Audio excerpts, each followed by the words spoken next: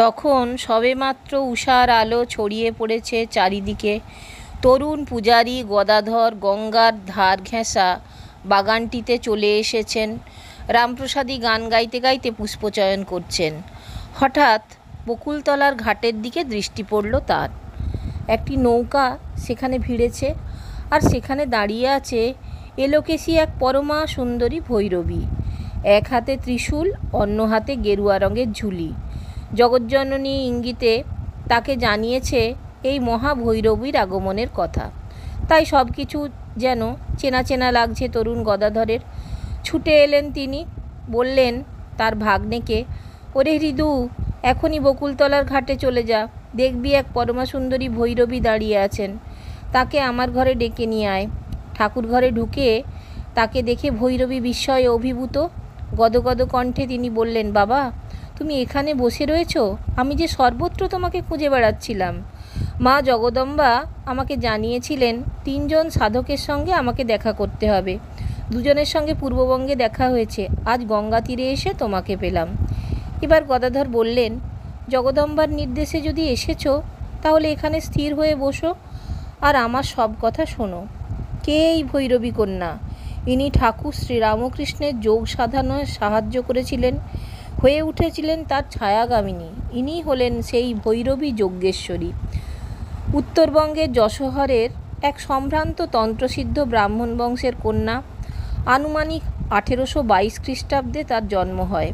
বাল্যকালেই তার মধ্যে নানা ধরনের অলৌকিক প্রবণতা দেখা যায়। তরুণ বয়সে সংসার ত্যাগের আকাঙ্ক্ষা বৃদ্ধি পায়। সৎ গুরুর সন্ধানে বাড়ি ছেড়ে পথে বেরিয়ে পড়েন। নানা তীর্থ হয়ে সিদ্ধপীঠ পরিব্রাজন করে বেড়ান। তখনকার দিনে একজন মহিলার পক্ষে এইভাবে একা একা পথ চলা খুবই একটা সহজ ব্যাপার ছিল না। রূপ লাবণ্যময়ী এই তরুণী কিন্তু সমস্ত প্রতিবন্ধকতা জয় করেছেন। ইষ্টদেবের কৃপা এবং নিজের সাহস ও বুদ্ধি বলে সমস্ত বিপদ থেকে মুক্ত হয়ে পরীক্ষায় উত্তীর্ণ হয়েছেন। উত্তরকালে কাশীধামে কিছুদিন বসবাস করতে থাকেন। এইখানে এক সিদ্ধ কৌল সাধকের কাছে তন্ত্রদীক্ষা গ্রহণ করে হন পুণ্যাভিষিক্তা ভৈরবী। ভৈরবী যজ্ঞেশ্বরী তন্ত্রশাস্ত্রে এবং তন্ত্রতত্ত্বে পারদর্শিনী ছিলেন। তন্ত্রের নিগূঢ় ক্রিয়াসমূহ অধিগত করেছিলেন। তবে এতেও তার মন ভরেনি। তিনি মধুর রস সম্পর্কে জানতে আগ্রহী হয়ে ওঠেন। গুরুর আদেশ নিয়ে ইষ্টদেব রঘুবীরশিলাকে কণ্ঠে ঝুলিয়ে শুরু করেন তীর্থ পরিক্রমা। ধীরে ধীরে তার মনোজগতে ব্যাপক পরিবর্তন ঘটে যায়। তিনি এক সংস্কারমুক্ত উদার বুদ্ধিসম্পন্না রমণী হয়ে ওঠেন। পরবর্তীকালে ঠাকুর শ্রীরামকৃষ্ণ তাকে তন্ত্র সাধনার গুরু হিসাবে চিহ্নিত করেছিলেন। যোগেশ্বরী দেবী পিতামাতার পরিচয় আমরা জানতে পারি না। বিবাহ করেছিলেন কিনা সে খবরও আমাদের জানা নেই। গুরুরূপে তিনি কোনো মহাপুরুষকে বরণ করেছিলেন এবং কিভাবে তিনি সাধনার বিভিন্ন স্তর অতিক্রমণ করেন সে খবরও ইতিহাসের বুকে চাপা পড়ে আছে। পূর্বাশ্রমের সমস্ত পরিচয় মুছে দিয়েছিলেন এই সর্বত্যাগিনী সন্ন্যাসিনী।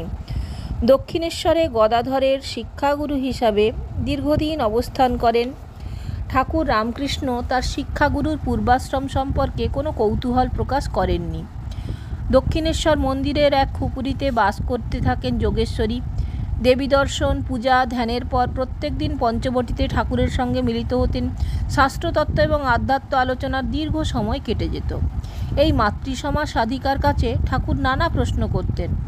যোগেশ্বরী সেই সব প্রশ্নের উত্তর দিতেন। ভৈরবীর ঝুলি থেকে বেরোতো গীতা, ভাগবত, চৈতন্য ভাগবত এবং চৈতন্য চরিতামৃত প্রভৃতি গ্রন্থ। এই সব বই থেকে কিছু কিছু অংশ পাঠ করে শোনাতেন গদাধরকে, আর এইভাবেই গদাধরের ঔৎসুক্য নিবারণের চেষ্টা করতেন। কিছুদিন বাদে ভৈরবী চলে এলেন মণ্ডলদের ঘাটে। পাশে একটি ছোট শ্মশান। এই জায়গাটিতে এসে তিনি খুবই আনন্দিত হয়েছিলেন। দক্ষিণেশ্বর বাগানের উত্তরে এই ঘাটের অবস্থান। এখানে এসে নিজের আসন প্রতিষ্ঠা করলেন। ঘাটের মালিকেরা এই দিব্যদর্শনা সন্ন্যাসিনীকে অভ্যর্থনা জানিয়েছিলেন। স্থানীয় ধনী জমিদার নবীন নিয়োগী স্ত্রী এগিয়ে এলেন তার খাওয়া দাওয়ার সুব্যবস্থার জন্য। স্থানীয় মহিলাদের মধ্যে অনেকেই তার প্রতি আকৃষ্ট হয়ে পড়লেন। সিদ্ধা সাধিকা রূপে তার খ্যাতি সর্বত্র ছড়িয়ে পড়ল। সেই সঙ্গে তার মুখে ঠাকুর রামকৃষ্ণের মহিমা শুনে অনেকেই বিস্মিত হয়ে গেলেন। ইতিমধ্যে গদাধরের কথা অনেকেই জেনেছেন, কিন্তু তার মধ্যে যে এতখানি ঐশী শক্তি লুকিয়ে আছে সে খবর স্থানীয় জনসাধারণের জানা ছিল না। এই তেজস্বিনী ভৈরবীর মুখে শোনা গেল এই পূজারী ব্রাহ্মণের অপার মহাত্মের কথা। তিনি নাকি শুধু একজন সিদ্ধ পুরুষই নন, অবতারকল্প মহাপুরুষ। তাকে দর্শন করলেও মহাপুণ্য হয়। তখন থেকেই ভক্তিমতী মেয়েরা ঠাকুরের দর্শনে দক্ষিণেশ্বরে আসা যাওয়া করতে শুরু করলেন। ভৈরবীর অলৌকিক ক্ষমতার কথা পৌঁছে গেল মন্দির প্রতিষ্ঠাত্রী রানী রাসমণির কানে। এমনি করে অনেক প্রতিভা সম্পর্কে অবহিত হলেন। জানা গেল তন্ত্রোক্ত শক্তি সাধনার পাশাপাশি তিনি রাগাত্মিকা শক্তি সাধনাও করেছেন। তখন থেকে ভৈরবী যজ্ঞেশ্বরী নানা ধরনের অলৌকিক ক্রিয়াকলাপ করতে থাকেন, এমনকি দুরারোগ্য মানুষকে সারিয়ে তুললেন শুধুমাত্র তার উপস্থিতির মাধ্যমে। অনেকের সাথে শাস্ত্রীয় বিষয় নিয়ে তর্কযুদ্ধে অবতীর্ণা হলেন। তার জ্ঞানের প্রাচুর্য দেখে পণ্ডিত মণ্ডলীও অবাক হয়ে গিয়েছিলেন। বোঝা গেল দীর্ঘদিন ধরে তিনি গভীর মনোনিবেশ সহকারে বিভিন্ন শাস্ত্রগ্রন্থ পাঠ করেছেন। দৈবাদেশ পেয়ে দক্ষিণেশ্বরে আসতে হয়েছিল ভৈরবী যজ্ঞেশ্বরীকে। তরুণ সাধক রামকৃষ্ণকে গ্রহণ করেছেন তার শিষ্য হিসাবে। সর্বসমক্ষে প্রকাশ করেছেন তার মাহাত্ম্য এবং অলৌকিকত্বের কথা। আজ তাই যজ্ঞেশ্বরীর দেবী অত্যন্ত তৃপ্ত, কিন্তু সব কাজ এখনও শেষ হয়নি। রামকৃষ্ণের মধ্যে যে কি অসামান্য ঐশী শক্তি লুকিয়ে আছে তার প্রকাশ ঘটাতে হবে সর্বত্র। তবেই তো তার ওপর ন্যস্ত দায়িত্ব পালনে সমর্থ হবেন ভৈরবী যজ্ঞেশ্বরী। বামাচারী এবং দক্ষিণাচারী দু ধরনের তন্ত্রক্রিয়াতেই পারদর্শিনী ছিলেন তিনি। রামকৃষ্ণকে এবার সেসব শিক্ষা দিতে হবে। তার সাধনভিত্তিকে আরও দৃঢ়ভাবে সংগঠিত করতে হবে। তার জন্য মনে মনে তিনি তৈরি হয়েছিলেন। পরবর্তীকালে ঠাকুর রামকৃষ্ণ এই প্রসঙ্গে বলেছেন, বেদ পুরাণ কানে শুনতে হয়, আর তন্ত্রের সাধনাগুলো কাজে করতে হয়, হাতে নাতে করতে হয়। অভিজ্ঞ সাধিকা ভৈরবীর উপদেশ এখন থেকে হাতে নাতে বিভিন্ন পর্যায়ে কাজগুলি করতে থাকেন ঠাকুর রামকৃষ্ণ। ভৈরবীর এ সময় বিন্দুমাত্র অবসর নেই। যে করেই হোক ঠাকুরকে আরও পারদর্শী করে তুলতে হবে। বীরাচার্য সাধনের এক অপরিহার্য অঙ্গ হচ্ছে কৌল সিদ্ধাসন। ভৈরবী যজ্ঞেশ্বরীর নির্দেশে দুটি আসন নির্মাণ করা হলো। একটি দক্ষিণেশ্বরের বাগানের উত্তর সীমায় বেলগাছের তলায়, অপরটি ঠাকুরের নিজের রচিত পঞ্চবটিতে। যোগিনীতন্ত্রে কৌল সিদ্ধাসনের সময় নর, মহিষ, মার্জার, শিবা, সর্প, সারমেয়, বৃষভ প্রভৃতির মুণ্ড প্রথিত করার নির্দেশ আছে। তাও নিষ্ঠা সহকারে পালন করা হলো। পঞ্চমুণ্ডি সংগ্রহ করা বড় সহজ হয়নি। বিশ্বস্ত ব্যক্তিদের সাহায্যে ভৈরবী এগুলো দক্ষিণেশ্বরে আনলেন। এছাড়া নানা ধরনের দুষ্প্রাপ্য বৃক্ষলতা ও রত্নাদির প্রয়োজন। প্রচুর শ্রম এবং অধ্যবসায় সহকারে ভৈরবী এসব সংগ্রহ করেছিলেন। মাসের পর মাস পরম নিষ্ঠাভরে ঠাকুরকে এদের প্রয়োগবিধি, হোমক্রিয়া এবং মন্ত্রচৈতন্যের বিষয়গুলি শেখালেন। নিশাযোগে দক্ষিণেশ্বরের পঞ্চবটিতে ঠাকুরকে নিয়ে নানা অনুষ্ঠান করাতেন। তারপর ঠাকুরকে নির্দেশ দিতেন নির্দিষ্ট জপ সাধন করার জন্য। ঠাকুর বলেছেন, কিন্তু জপ করা প্রায়ই আমার হয়ে উঠত না। একবার মালা ফেরাতে না ফেরাতে সমাধিতে ডুবে যেতুম, আর ওই সব ক্রিয়ার ফল একের পর এক প্রত্যক্ষ করতুম। এ সময় সূক্ষ্ম লোকে কত কি যে প্রত্যক্ষ করেছি, কত অপূর্ব অপূর্ব দর্শন যে হয়েছে তার কি বলবো। আরও তিনি বলেছেন, প্রধান প্রধান 64খানা তন্ত্রে যত কিছু সাধনের কথা আছে বামনি সবগুলি একে একে আমায় নিয়ে অনুষ্ঠান করেছিলেন। কঠিন কঠিন সব সাধন যা করতে গিয়ে বেশিরভাগ সাধক পথভ্রষ্ট হয়ে যায়, কিন্তু মার কৃপায় সেসব পেরিয়ে গেছি। পঞ্চমকারের সমস্ত উপাচারী ঠাকুরের সামনে যজ্ঞেশ্বরী উপস্থিত করেছেন, কিন্তু ঠাকুর এসব অনুষ্ঠান সম্পন্ন করেছেন আবিষ্টভাবে, কখনো বা আস্বাদনের মধ্যে দিয়ে। তন্ত্রসাধিকা ভৈরবী যজ্ঞেশ্বরীর শিষ্য কত ছিল তা আমরা জানি না, তবে তন্ত্রসিদ্ধির ফলে ঠাকুর তার ভবিষ্যৎ জীবনের ঈশ্বর নির্দিষ্ট মহান ভূমিকাটির কথা জানতে পেরেছিলেন। শুধু তাই নয়, ঠাকুরের অলৌকিক শক্তির কথা সর্বসমক্ষে প্রকাশ করেছিলেন ভৈরবী যজ্ঞেশ্বরী।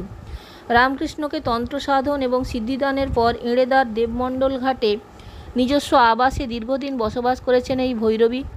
এই সময় নিজের কুটিরে বসে ধ্যান জপ করতেন এবং দক্ষিণেশ্বরে গিয়ে রামকৃষ্ণকে দর্শন করতেন। এটাই ছিল তার রোজকার কাজ। 1867 সালের মধ্যভাগে ঠাকুর এবং হৃদয়ের সঙ্গে ভৈরবী কামারপুকুরে আসেন। কিশোরী শারদামণিও এসেছিলেন স্বামীকে দেখার জন্য। স্থানীয় ভক্ত নরনারীরা দিনের পর দিন এখানে এসে ঠাকুরের সঙ্গে দেখা করে গেছেন। এই আনন্দের পরিবেশে ভৈরবী যেন খাপ খাওয়াতে পারছেন না। কী এক অতৃপ্তি তাকে গ্রাস করেছে। একটি ক্ষুদ্র ঘটনাকে উপলক্ষ করে দেখা গেল চিরবিচ্ছেদের সূচনা। অন্যান্য ভক্তের সঙ্গে শ্রীনিবাস শাঁখারি ঠাকুরকে দর্শন করতে এসেছেন। ঠাকুরের আগ্রহে শ্রীনিবাস গৃহদেবতা রঘুবীরজির প্রসাদ গ্রহণ করলেন। শ্রীনিবাসকে দেখে ভৈরবী খুবই প্রসন্ন। ভোজন শেষে হবার পর ভক্তটি নিজের এঁটোপাত সরাতে যাবেন, এমন সময় ভৈরবী বললেন, বাবা, এ তোমায় নিতে হবে না, আমি করব এখন। এই সময় হৃদয়রাম গর্জে উঠে বললেন, পাড়াগাঁয়ের সামাজিক আচার বিচারের কি জানো তুমি? ব্রাহ্মণী হয়ে চিনু শাঁখারির উচ্ছিষ্ট তুমি হাত দিয়ে গায়ে তুমুল গোলযোগ শুরু হবে, আর আমাদের সব ঝঞ্ঝাট পোহাতে হবে। ওই এঁটো পাতা ছুলে তোমার আমি আর ঘরে ঢুকতে দেব না। ভৈরবী বুঝতে পারলেন এবার চিরবিচ্ছেদের প্রহর এসে গেছে।